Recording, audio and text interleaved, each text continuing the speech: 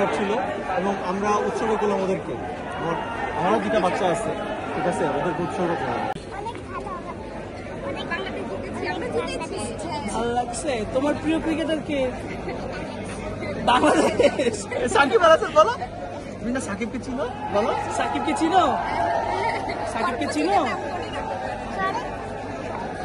বলো কেমন লেগেছে?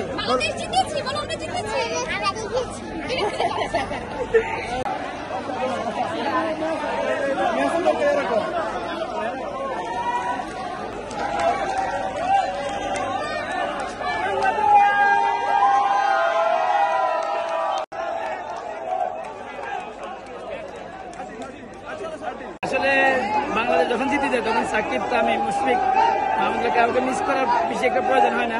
হারে গেলে তখন এদেরকে বেশি মিস করে আমাদের পঞ্চপাণ্ডবকে।